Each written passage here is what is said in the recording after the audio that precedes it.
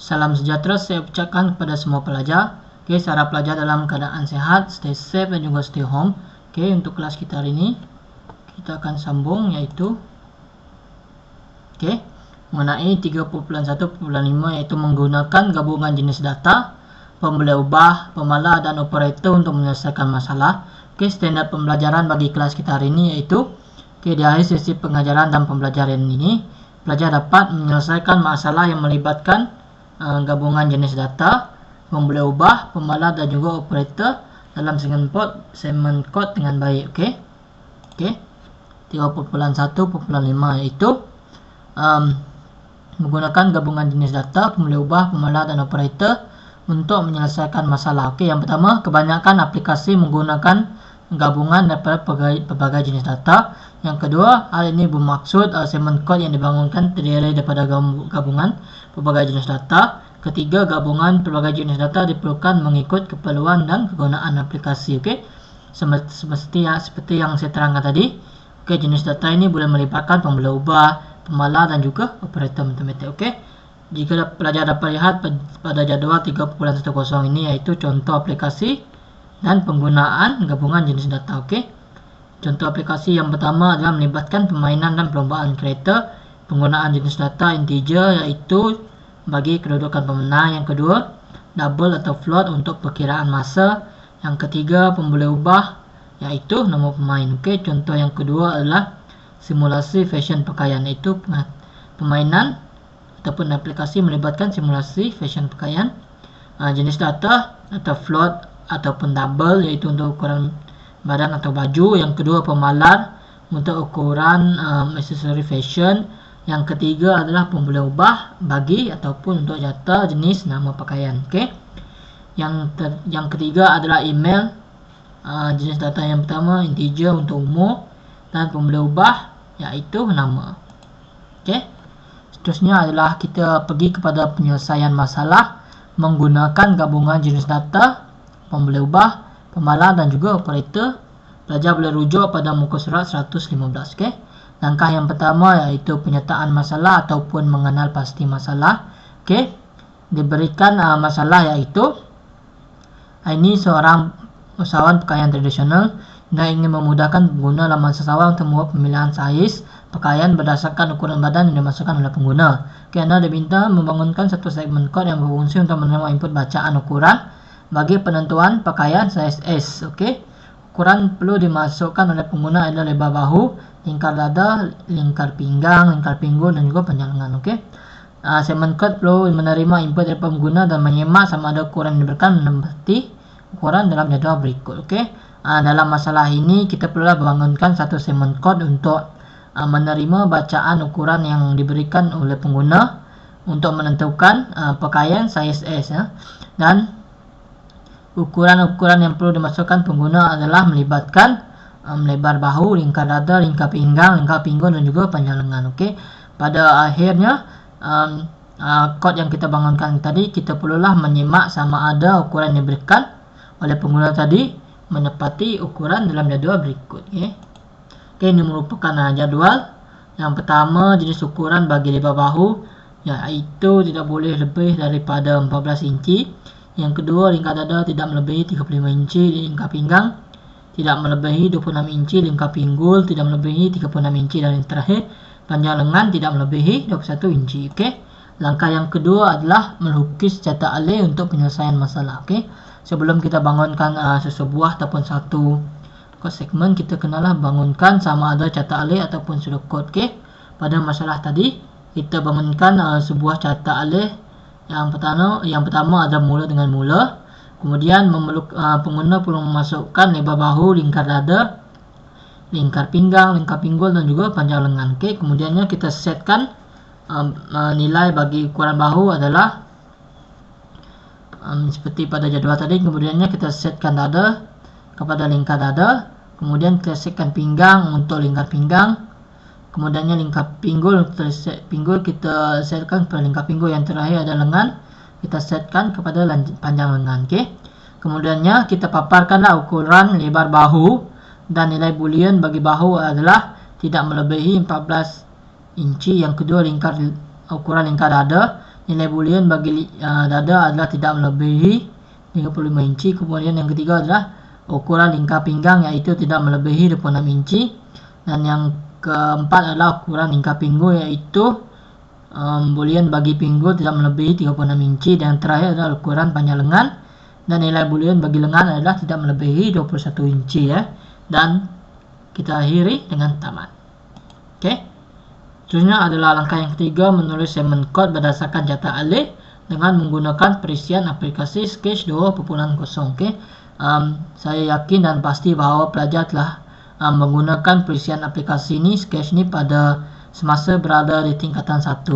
Okay. Antara langkah-langkahnya adalah yang pertama, when click, okay, sila masukkan ukuran dalam inci, itu arahan dia. Okay, soalannya, apakah lebar bahu, iaitu kita setkan bahu tadi kepada tidak melebihi 14 inci. Okay, yang kedua, lingkar dada, iaitu pengguna perlu memasukkan nilai ataupun lingkar dada tidak melebihi 35 inci. Kemudiannya lingkar pinggang, iaitu masukkan nilai yang tidak melebihi 26 inci. Yang ketiga adalah lingkar pinggul, iaitu kita setkan pinggul tadi. Dan answernya, jawapan daripada pengguna, semestinya tidak melebihi 36 inci. Dan yang terakhir adalah lengan, iaitu kita setkan lengan dan jawapan daripada pengguna seharusnya tidak melebihi 21 inci. Okay. Ini merupakan cara-cara ataupun langkah-langkah pembangunan segmen kod menggunakan perisian aplikasi Sketch 2.0. Okay. Langkah yang keempat adalah menulis segmen kod berdasarkan jata alih menggunakan perisian aplikasi Python. Okay, sebelum ni kita bangunkan segmen kod menggunakan perisian aplikasi Scratch, dan untuk langkah yang keempat ni kita bangunkan menggunakan aplikasi perisian Python. Okay, langkah yang pertama adalah kita print, iaitu arahannya sila masukkan ukuran dalam inci. Kemudiannya bahu kita setkan jenis data, iaitu float, iaitu pengguna perlu masukkanlah ukuran bahu dalam bentuk float, iaitu boleh dalam bentuk perpuluhan. Yang kedua adalah dada, juga jenis data adalah float untuk ukuran dada. Kemudian pinggang, okay, untuk lingkaran pinggang, ukuran lingkaran pinggang. Yang keempat, okay, pinggul, pengguna perlulah masukkan ukuran pinggul, lingkar pinggul mereka. Dan yang terakhir adalah ukuran bagi panjang lengan. Okay, kemudiannya kita akan print lah untuk ukuran bahu, iaitu tidak melebihi 14 inci. Yang kedua, lingkar dada yang pengguna perlu masukkan adalah tidak melebihi 35 inci tadi. Kemudiannya ukuran lingkar pinggang tidak melebihi 26 inci. Dan yang keempat adalah untuk lingkar pinggul tidak melebihi 36 inci. Dan yang terakhir adalah lengan, yaitu nilainya seharusnya tidak melebihi 21 inci. Oke. Seterusnya kita akan pergi pada latihan pengukuhan.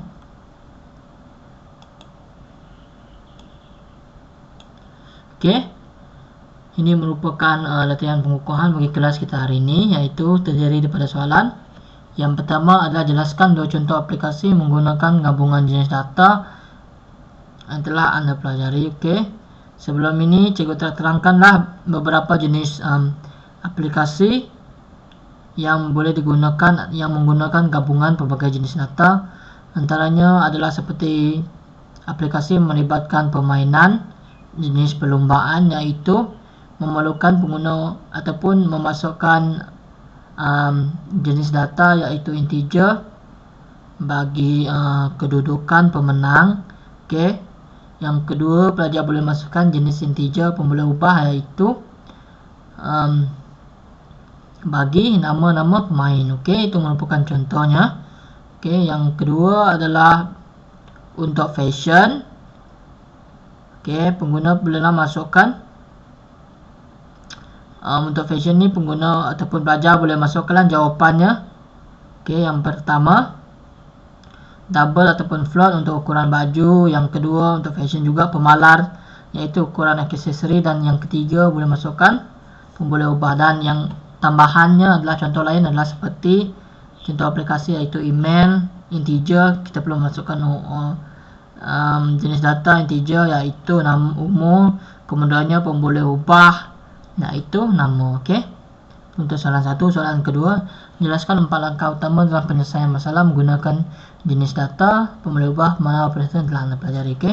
Seperti yang cikgu terangkan tadi, langkah pertama adalah penyertaan masalah, yaitu mengenal pasti masalah. Oke, yang kedua adalah membangunkan ataupun melukis cetak alih untuk penyelesaian masalah. Oke, kita perlulah bangunkan satu cetak alih untuk menerangkanlah langkah-langkah penyelesaian bagi masalah-masalah yang timbul.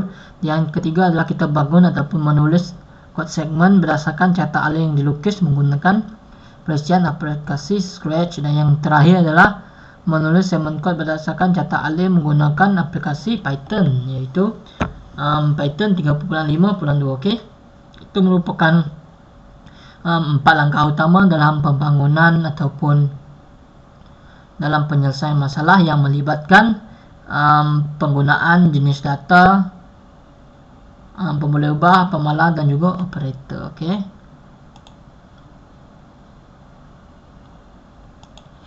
Oke.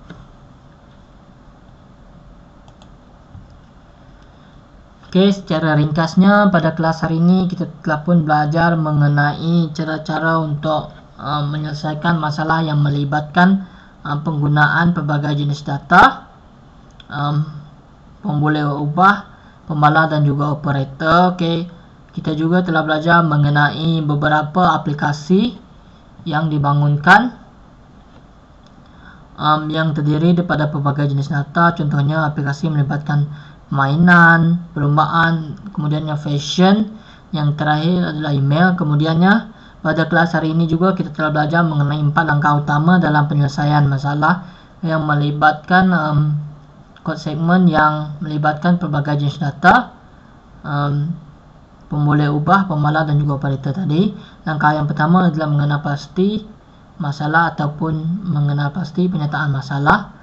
Yang kedua adalah membangunkan cetak alih. Yang ketiga adalah melukis ataupun membangunkan segmen code berdasarkan cetak alih menggunakan perincian aplikasi Scratch. Dan yang terakhir adalah membangunkan code segmen menggunakan aplikasi Python. Itu merupakan langkah-langkah yang penting dalam pembangunan segmen code. Okay. Untuk latihan kita tadi, pelajarlah perlu siapkan latihan pengukuhan ini sebelum untuk kelas tamat. Dan juga yang mengucapkanlah terima kasih kepada pelajar yang menonton video ini. Stay safe dan juga stay home. Akhir kata daripada saya, sekian. Terima kasih.